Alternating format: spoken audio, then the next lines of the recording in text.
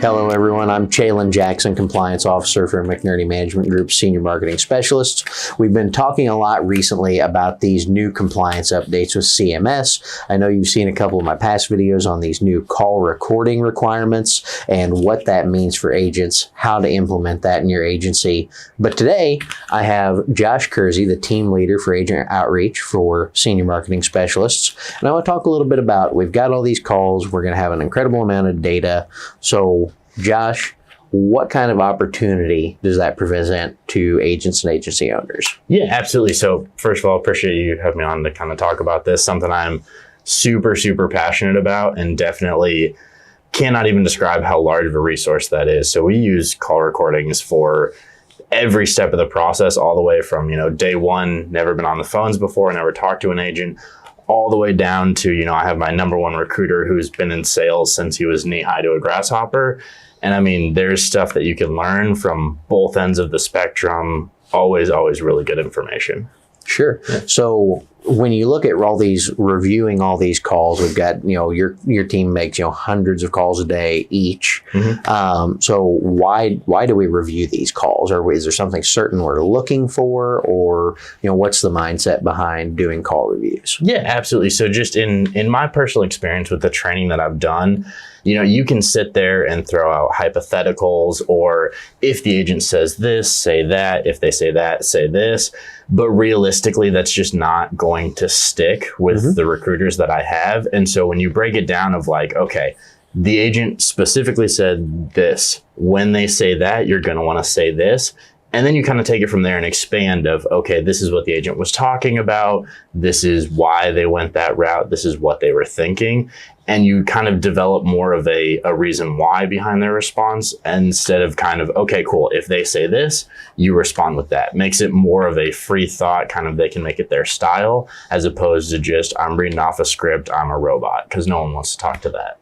Yeah, absolutely. So I know from like a training perspective, which is kind of what you've talked about so far, it's really easy to, talk to those best reps and kind of build up almost like a library of, say, like ideal calls to reference. But when you're going through and auditing a call, maybe for one of your new folks, are there certain things you're looking for in terms of, not just the good things, the ways to, kind of shout out to them about, hey, this is really good? Are there red flags you're looking for, or just like things that you see commonly to watch out for? Yeah. How does that auditing process look? Yeah, absolutely. So it's one of those that I've kind of put together. I don't necessarily have on paper of like, okay, this is what I'm looking for. But what I do listen to more than anything beyond the words that they're actually saying is tone, is kind of cadence of the call, is how it makes me feel.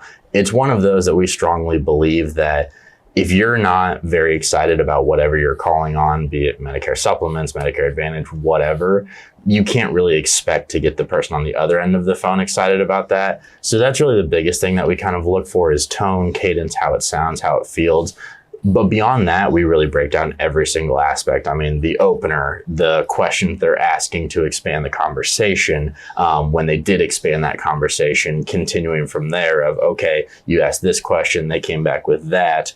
If you would have said X, Y, Z, we could have taken it down this path, which would have opened you up to, ancillary products or dental plans or what have you. It just kind of depends on the situation. Yeah, absolutely.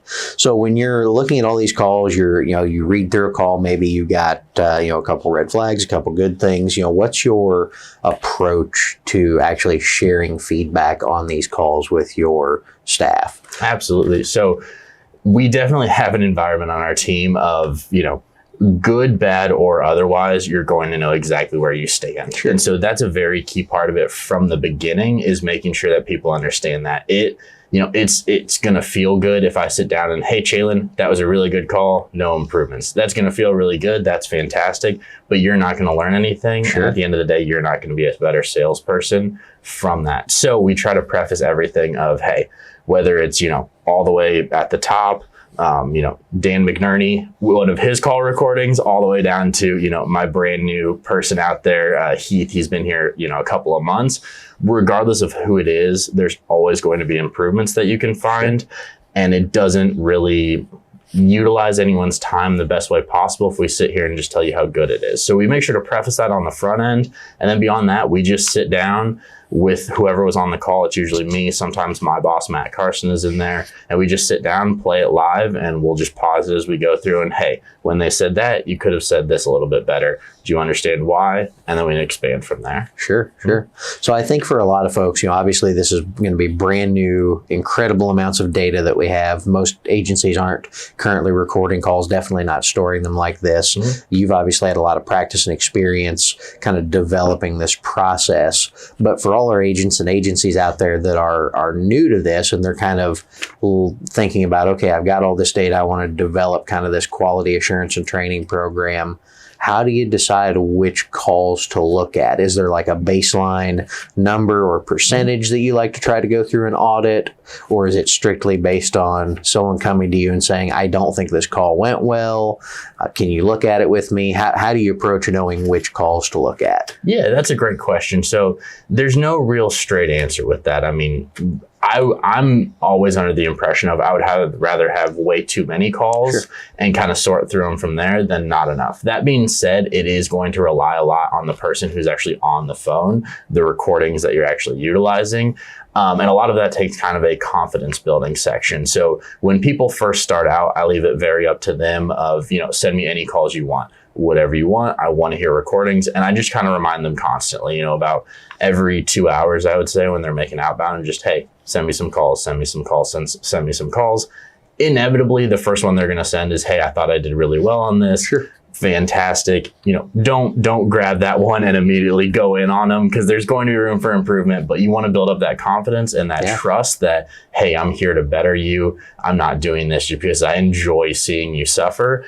And then kind of go from there and keep encouraging it. And then usually after they've sent me one or two that's like, okay, these are really solid calls, maybe look at doing this and this, but overall good call. And I'm like, okay, those are fantastic. And then I'll kind of give the spiel of, hey, we don't learn anything from just solid calls. I want no's. I want, people mad at you. I want all of the worst things that you don't want anyone else to hear. And if I'm still kind of struggling with that a little bit, like you said, we've been recording them for a long time. So I have a pretty significant call recording library that I can pull from, including some of my personal worst calls. And that kind of gains a little bit of trust as far as, hey, here's an example of like the calls I'm looking for. This is one of mine. I crashed and burned. And I can tell you too, like legitimately, it's a bad call. Yeah. But from that point on, I don't really see a whole lot of issues as far as they're like, hey, this one was really bad. We should break it down. They want that feedback because they see the immediate growth that can happen. Yeah, fantastic.